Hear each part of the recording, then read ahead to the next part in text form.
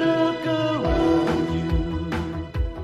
There are many things to see that some would say could never be. These things I know, it's true and I will tell you so. They are there to see if you believe. Trolls and wizards and fairy kings, birds that talk and fish that sing. And if your heart is true, then you will find them too. In every wish and dream and happy home, you will find the kingdom of the gnomes. This video is brought to you by Patreon. Patreon, you'll never roam alone.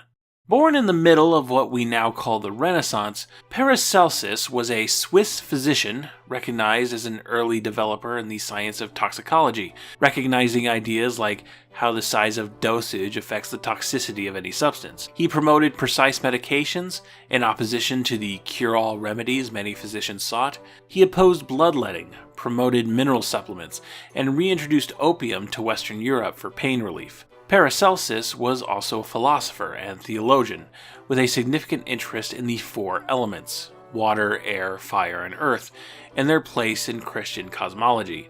In A Book on Nymphs, Sylphs, Pygmies, and Salamanders, and on the Other Spirits, Paracelsus cataloged and reinterpreted many elemental beings, most of them originating from ancient Greek folklore, and were seen as devils in conventional Christianity.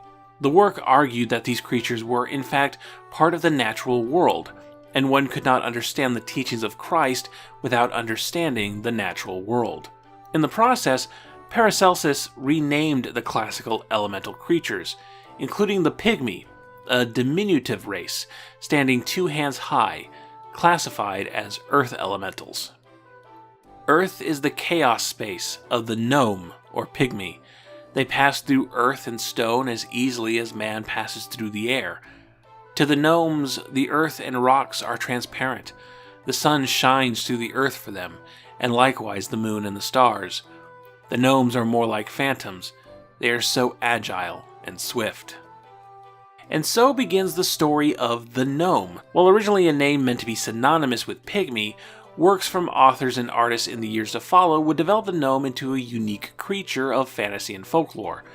With pointed hats and big white beards, gnomes became friends to mankind and guardians of nature, helping out in little ways and keeping watch after all those around them. In the 18th century, gnome statues became a popular household decoration for those who could afford such things.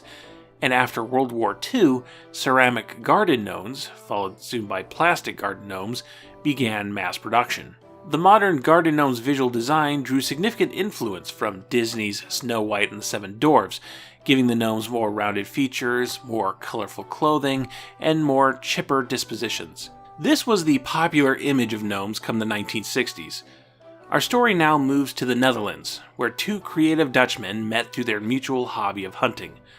The first was Will Huygen, a physician who was considering switching to a writing career, and the second was Ryan Poignant, a painter looking to break out of the advertising industry to become independent. The 2 men swiftly became friends and entered a creative partnership. Perhaps together they could accomplish their artistic goals. Their first book together was published in 1967, Alleen voor Jagers, a very write-what-you-know book about hunting. Hunting books would be their bread and butter for a while. Independently, Poignant was finding recognition in his wildlife paintings, his illustrations on the life of Jesus Christ, and his killer fashion sense. But after a decade of writing stories about men and their dogs chasing foxes, Huygen and Poignant decided to change things up. What if we took our naturalistic style and observances and applied them to something fantastical? What if we wrote the definitive guide to gnomes? Originally published in Dutch in 1976, then published in English in 1977, Gnomes is a 212-page book detailing the culture, history, biology, habits, and life stories of those little gnomes that live out in the forest. The first 2/3 of the book are devoted to all of this information. It's pure lore dump. Hugin's medical background allowed the book to convincingly discuss matters of anatomy and medicine, even going so far as to explain gnome sexual activity. Also, Hugin gets to fold various alternative sciences into the gnome lifestyle. Hey, gnomes practice acupuncture. That's interesting. For his part, Poignant successfully integrated gnomes into his style of nature painting, making the gnomes look natural alongside realistic foxes and rabbits and deer. You can really imagine these being real scenes preserved in paint. For the book's gnome designs, a lot of the cutesy, Disney-fied elements that lawn gnomes had adopted were trimmed down while keeping the colors bright and the characters cheerful. To maintain the illusion of this being a non-fiction book, Hugin and Poignant appear as characters, the documentarians interviewing gnomes for this book. The final third of the book is a collection of short stories, little gnome adventures concerning their relationships to humans, their responses to natural disasters, and their run-ins with those nasty trolls, cruel creatures who would be a regular threat to the gnomes if they weren't so dumb. There's a story about trolls kidnapping a gnome and his wife tricking the trolls with a meal. There's a story about a bunch of rabbits stuck out on a rock during a storm, and gnomes having to band together to rescue them. There's a story about a man who saves a gnome woman from a cat, and her gnome husband offering the man 3 wishes, all of which go wrong. Gnomes is frankly a fantastic, charming book with lush art and masterclass world building. It worked as a fun children's book, it worked as a reference guide for fantasy nerds, and it worked as a coffee table book for those who love nature and maybe have a few garden gnomes of their own. This wide appeal contributed to the book's success. The American release, published by Harvey and Abrams, sold out of its initial 40,000 copy run quickly. By 1978, it had sold 250,000 copies. By 1979, 700,000. It was on the New York Times bestseller list for 62 weeks. More specifically, the non-fiction bestseller list, which is wild. Gnomes was a big deal, astronomically bigger than anything the author and artist had done previously. And when you have a success, the next step is, of course, to milk it. Harvey and Abrams immediately went to work licensing gnome merchandise, including dolls, calendars, jigsaw puzzles, the works. More gnome books were published, some with Hugin and Poignant's involvement, some without. The Pop-Up Book of Gnomes in 1979, the Gnome Book of Christmas Crafts in 1980, Gnome Games in 1980, Teeny Tiny Gnome Tomes in 1981, Secret of the Gnomes in 1982, Gnomes and Their Families in 1983, and Gnomes with Animals in 1983. And it didn't take long before animated adaptations were in the works. The first one to take a stab at it was CBS, with a 45-minute TV movie simply titled Gnomes. When the world was very young, gnomes moved freely day and night across all the lands. They were nature's little folk, big in heart, friends to all, men and mice alike. The film was developed by Tomorrow Entertainment and directed by Jack Zander, a Golden Age animator who had gotten his start animating for MGM. At one point, Ray Bradbury was attached to write the script, but instead the script was written by Maurice Rapf, who among other things had done script treatments for Disney's Song of the South and Cinderella, before his career was kneecapped by ending up on the Hollywood blacklist for being a very unapologetic communist.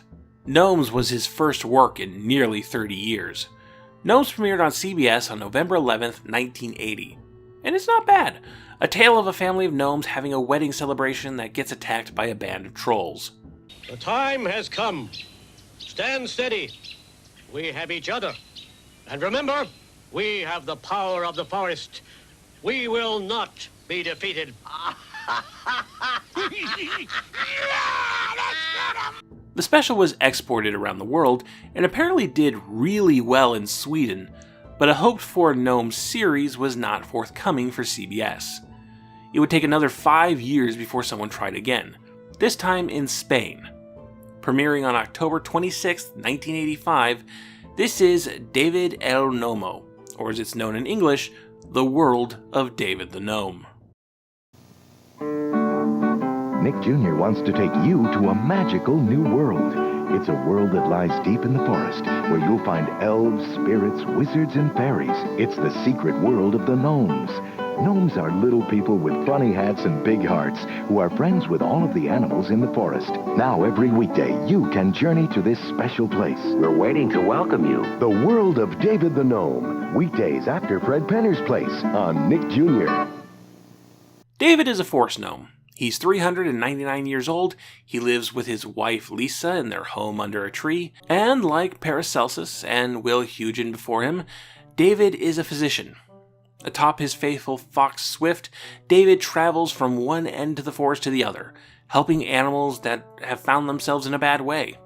A goat who accidentally ate a bit of metal, a badger with a splinter in its eye, 2 deer whose antlers got stuck together while fighting. David is there with a charming bedside manner and a bag of surgical tools. Of course, being a doctor, watching out for folks is my job. I provide expert health care and tend to them when they're sick.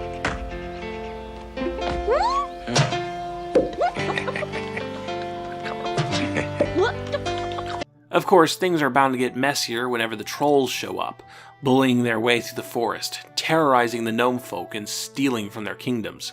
With his intelligence, cleverness, and compassion known across the land, David is often summoned to help with these matters.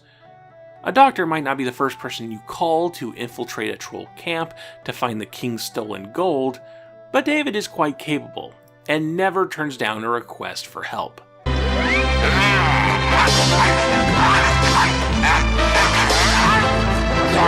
I hate you, David! I hate you! All the while, David and Lisa are breaking the fourth wall and addressing the audience. They want to take this time to teach the kids at home all about gnome culture. And as much as a third of each episode is this wonderful gnome couple delivering what one might uncharitably call lore dumps about how gnomes build their houses, blow their glass, make their clothes, including those super pointy hats, which are very culturally important to gnomes. Every gnome is given a hat at a very early age. We wear them all our lives, so it's no wonder we have to repair them once in a while. These quote-unquote educational segments are David the Gnome's way of adapting the quote-unquote non-fiction elements of the original book. The original 1980 Gnomes film opted to simply copy and paste the original artwork with narration over it, but the David the Gnome series insists on bringing these scenes to life through animation. Obviously, they couldn't replicate Portliet's style in motion, trading out the fine details for a still quite pleasant but easier to manage storybook watercolor aesthetic. There's no David in the original book. The character here instead is an amalgamation of the various gnome protagonists in the stories in the book's back third, with many of the show's 26 episodes being direct adaptations of those original stories. Lisa tricking trolls with a meal, rabbits stuck out in a storm, a man gets 3 wishes, it's all here. The show's original stories expanded on the mythology, introducing other magical elements like warlocks, little fairy elves, and witches, who even David isn't convinced actually exists. Oh, I know, a forest can look like a mysterious magic place, especially at night. But there aren't any witches and black cats and all those other unbelievable things. We gnomes have nothing to do with that stuff. Fun and adventure, mythology and lore, the world of David the Gnome is a really, really good time. The show was produced by BRB International. Founded in 1972, BRB started off as a content distributor, licensing and localizing American productions like Tom and Jerry, The Pink Panther, and The Muppet Show for Spanish TV. BRB then began importing Japanese animation in 1975, and through their Spanish localization work on shows like Maya the Bee and Vicky the Viking, they developed a strong working relationship with Nippon Animation. BRB saw this relationship as an opportunity to break into actual television production, and kicked off the 1980s co-producing 4 shows with Nippon: The Little Cid in 1980, D'Artagnan and the Three Muskehounds in 1981, Football and Asian in 1982, and Around the World with Willy Fogg in 1983. We are currently producing a 26-segment animated series a year. Creation of the characters, script, storyboard, M&E, dubbing, and post-production are done in Spain, but the actual animation is handled in Japan, releasing one segment a week.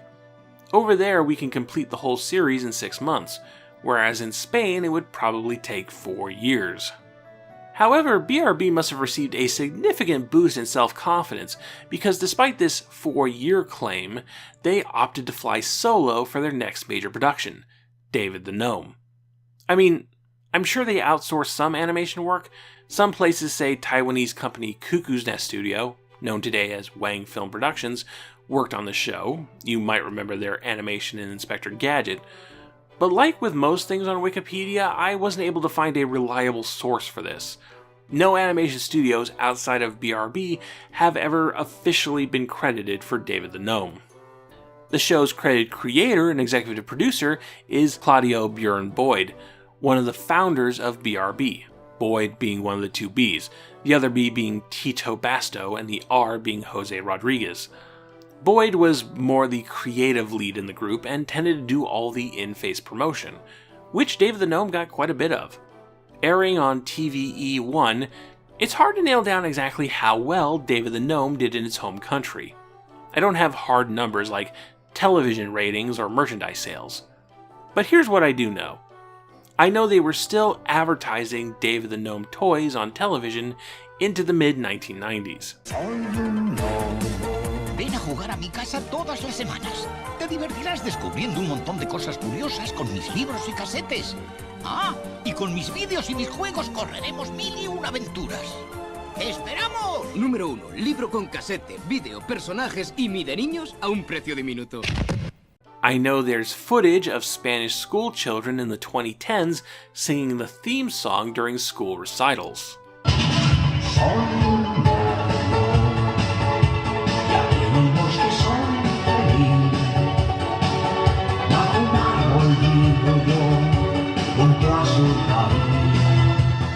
And while the series ended in a pretty definitive way, and we'll get to that, in 1987 BRB produced a sequel series, La Lamanda de los Gnomos, or as it became known in the English-speaking countries, Wisdom of the Gnomes, about a gnome judge solving disputes.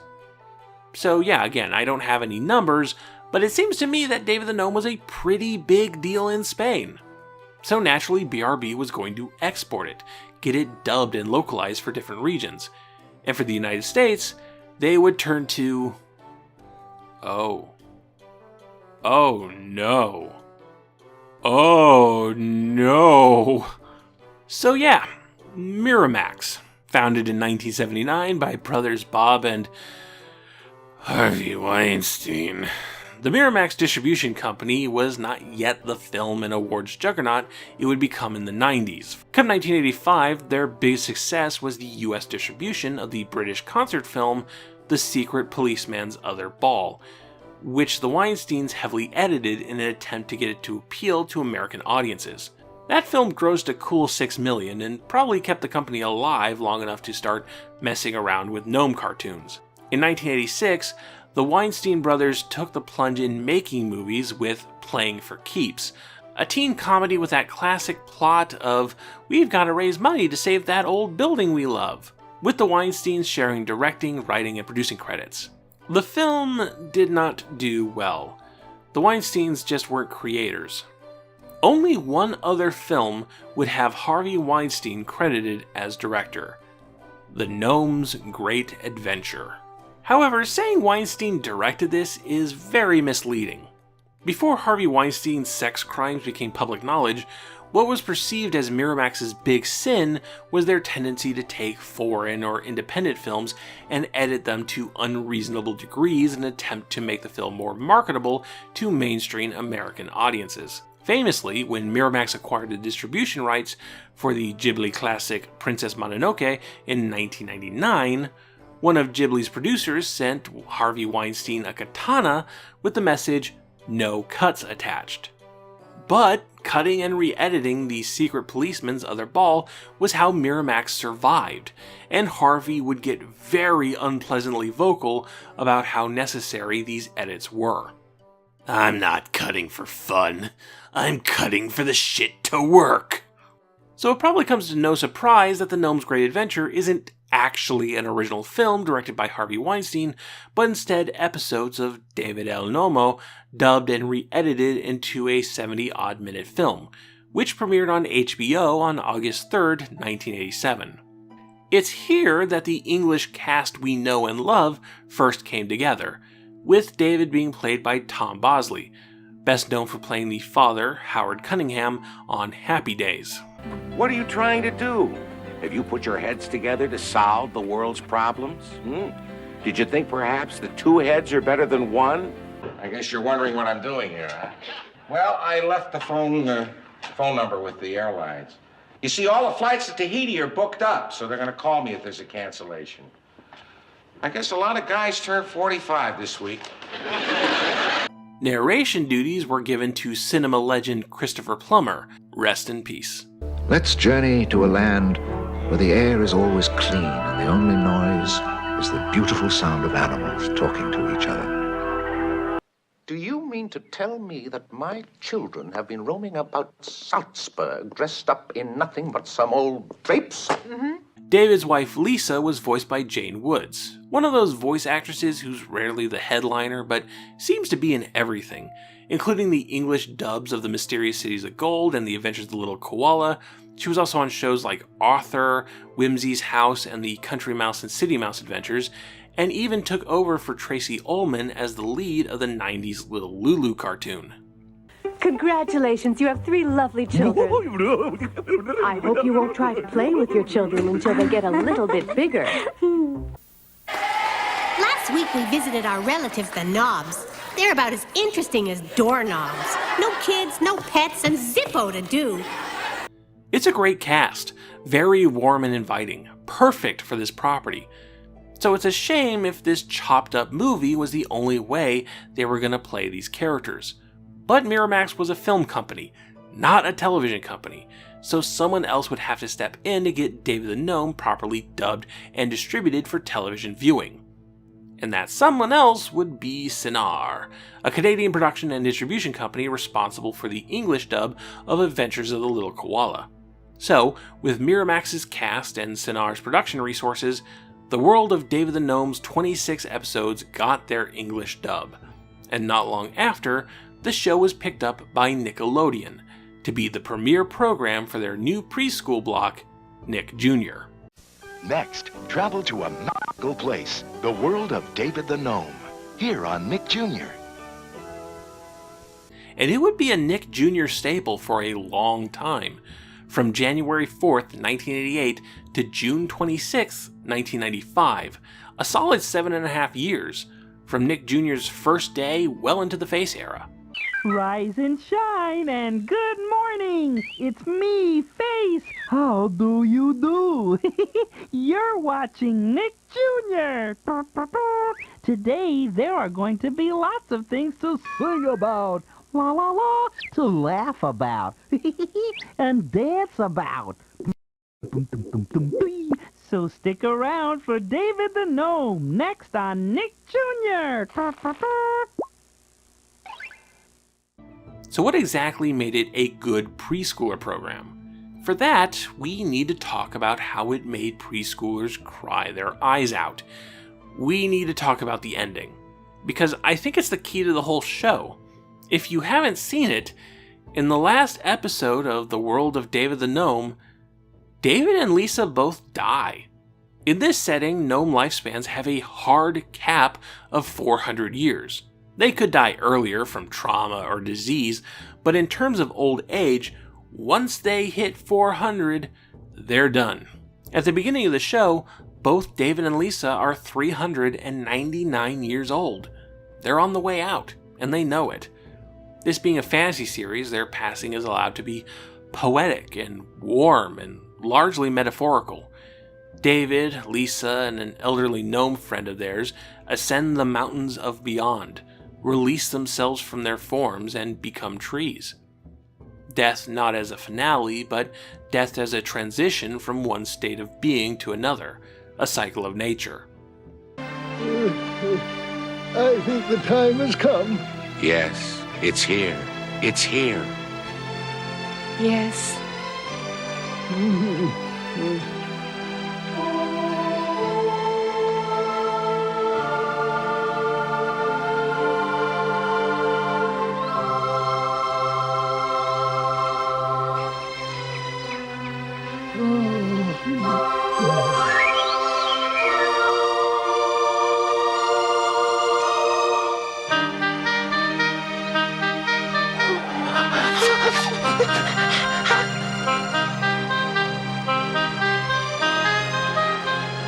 This can be kind of shocking the first time around. At no point in the series does David go, "Boy, my impending death really puts these events into focus," and at no point during the final episode does anyone look at the camera and say, "By the way, the mountains of beyond is a metaphor for heaven."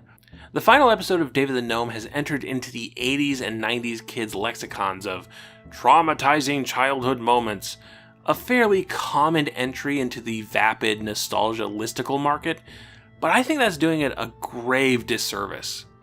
First, it's just beautiful. Sad, yes, but a quiet, melancholic sadness, and it's presented in a very deliberate, meditative pace. Second, this ending contextualizes the previous 25 episodes and clarifies the show's core ideas. David and Lisa aren't just teaching us the ways of the gnomes for its own sake. This is their final act before their passing. For them, this is important. And what that does is transform all this fun gnome information into something more, because intent implies meaning. Imagine if I read you a handful of randomly selected pages off the Star Wars Wiki, Wikipedia. There may or may not be bits of fun trivia in there, especially if you're already receptive to Star Wars, but this collection of facts doesn't mean anything by itself. But if I was to, say, make a deliberate selection of Wikipedia pages, then through that you could start to infer my intent, be able to work out common themes and contrasts between all the lore. For David the Gnome, the common theme is empathy. Learning about gnomes, their culture, that's fun in of itself. There's one episode where we visit some gnomes that live up in the snowy north, and we learn they harvest leather from frozen mammoths. That's so creative! That's so fun! But what's important is that we're learning about a different culture in a way that allows us to relate to them, to exist in the same space as them, because the characters of David and Lisa have invited us in and allowed us to be empathetic with them. This theme of empathy extends into the adventure parts of the story as well. The animals that David cares for are barely anthropomorphized, if at all. Swift the fox is pretty expressive, but every other animal looks and behaves like real animals. They don't talk, they don't emote like a person. And yet David recognizes them as living things with feelings and affections, and he treats these animals with respect, with empathy. The villains in David the Gnome are those who lack in empathy. That's the defining trait of the trolls. They're not bad because they're ugly or stupid, but because they don't recognize that these things they like to mess with, these things they like to terrorize, are living creatures that feel pain and fear. Gnomes and small woodland creatures are just things to mess with. Of course, this lack of empathy only goes one way. One of the best episodes of the show sees David working to save a troll baby stuck in the middle of a raging river.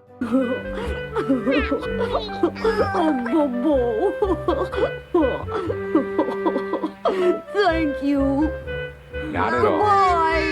Goodbye. Goodbye. There are also human villains, people who see nature as something they can exploit. A man will go around collecting birds for his pet shop with little care as to whether that bird has a family. So now it's up to David to stage a jailbreak to make this right.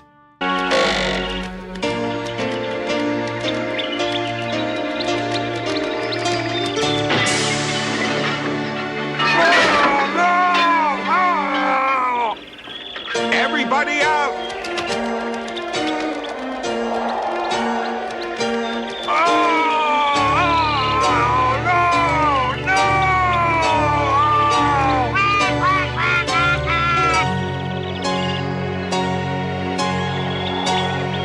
Actually, it wasn't until I nailed down this theme of empathy that I finally understood why my least favorite episode is my least favorite.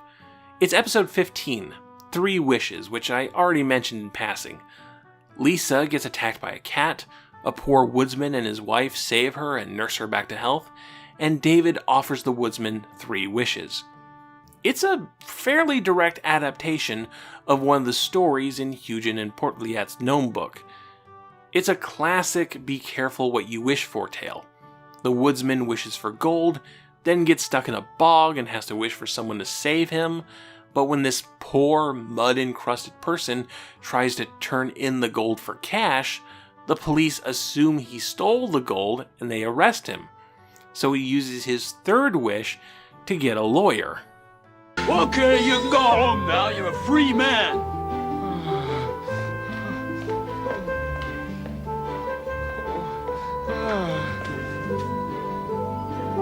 Sure, me Buster. Get out of here. Beat it.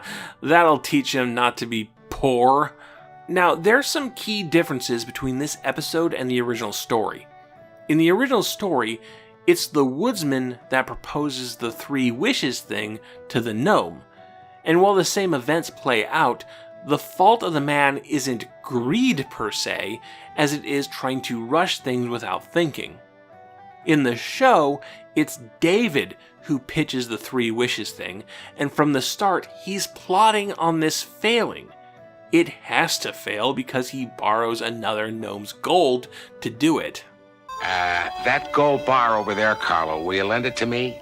Afraid I can't, David. I've been commissioned to make a solid gold pencil sharpener for the royal court, you know. Yes, but this is for one of those 3 wishes routines. They never work. You'll have it back by tomorrow. That'll teach him to not save my wife's life. Seriously, David, what the hell? Also, in the original story, when the 3 wishes thing fails, the gnomes are like, wow, dude, like, slow down, cool your jets. We're not gonna let your family starve, though. And they find a safer and more fulfilling way to help the woodsman reach financial stability. There's no time for that in the episode, so now the woodsman is poor, starving, traumatized, and he now has an arrest record because he had the nerve to save Lisa's life? I gotta tell you, the problem with wishes is that most people wish for things just for themselves.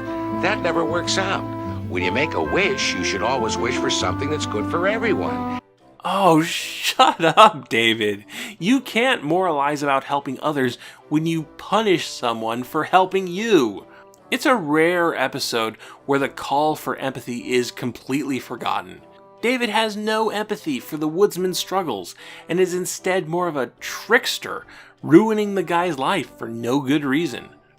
It loses sight of the show's message, and if I had such power, I would strike it from the record. Thankfully, this kind of thing is a rarity, and the vast majority of the world of David the Gnome stays on message. So what does all this mean to have a show like this on Nick Jr. for a preschool audience? Well, empathy is a skill you develop, like language or object permanence. You're not born with it. Here is what Parents.com suggests you do in helping toddlers and young children develop their empathy. 1.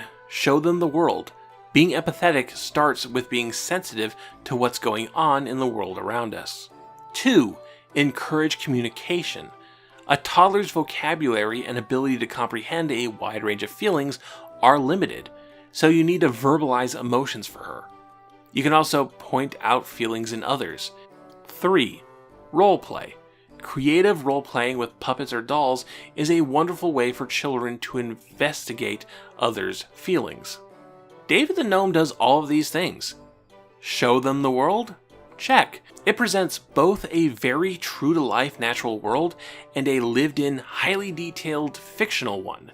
Encourage communication? Check. Especially when it comes to how David diagnoses his animal patients. He tells the young audience not just what's wrong with these animals, but how the animals might be feeling. Roleplay? I mean, it's a TV show. It's all roleplay. It's all paper dolls on a puppet stage. A young child watches David the Gnome and learns how to empathize with these little people from another culture on the screen, learns how to learn about them. And then the kids carry those skills with them for when a small Korean family moves in next door, or when they learn their friend from school has 2 dads, or when they learn their teacher doesn't celebrate Christmas because she's Jewish. Oh, interesting. I have both the empathy skills and the interest in learning about these people not like me because I developed all of that through learning about gnomes. And I took those lessons to heart because they were David and Lisa's dying wish. As mentioned before, the world of David the Gnome had a substantial run on Nickelodeon, and the Gnome's Great Adventure even aired on special delivery after David the Gnome had already premiered, which was a bold move. The sequel series, Wisdom of the Gnomes, would have a very brief run on TLC in late 1996 and early 1997, just in time for BRB's third Gnome series to premiere in Spain, The New World of the Gnomes. While bringing back the characters of David and Lisa, everything received a major visual overhaul, making this unrecognizable as connected to the original Gnomes book. Now, I haven't had the time to give this show a fair shake. I don't want to be the kind of person who goes, "This is different from my childhood thing, and that makes it bad." But, woof. And that was it. Outside of a few straight-to-video compilation movies, that was it for the David the Gnome franchise. Well, there was one brief flip. In 2015, the Weinstein Company announced a new Gnomes television project in the works, along with a Spy Kids show and a new reboot. Bob Weinstein would head the Spy Kids and reboot shows, while Harvey Weinstein would be in charge of Gnomes. Well, the Spy Kids and reboot shows came out, and the Gnomes show didn't. I bet you can guess why. The world of David the Gnomes has remained available on home video. The entire series is on DVD, and you can watch the show 100% legally on BRB's YouTube channel. And you should, because David the Gnome holds up really well. Lots of shows tell you that helping other people is good. Lots of shows tell you that we should protect nature, and as well-meaning and noble as those shows are, very few of them tell you how to be the kind of person who wants to do those things.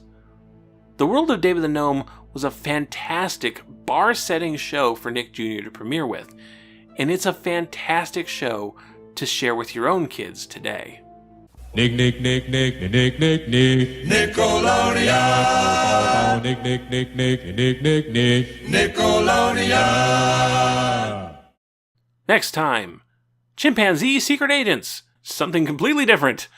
This shouldn't exist, but it does, and now I have to talk about it. Today's research shout-out goes to Japanese media cultures in Japan and abroad, transnational consumption of manga, anime, and media mixes, which is not really about David the Gnome, but it does discuss the early years of BRB International and how their relationship with Nippon got them off the ground. I'm also just going to recommend the Gnomes book. The Progenitor of David the Gnome is a book of gorgeous art and a subtle sense of humor. It's a must-read, really. If you like support Knacks and other Pop Arena projects, consider contributing to my Patreon. Every dollar goes to production values, research materials, and dish soap. You can also support the channel by liking the video, leaving a comment, subscribing, hitting that bell icon for notifications, sending a one-time donation through PayPal or Ko-fi, following me through Twitter for updates, and sharing Knacks with all your friends. Thank you all for watching. Black Lives Matter, Stop Asian Hate, and trans rights are human rights.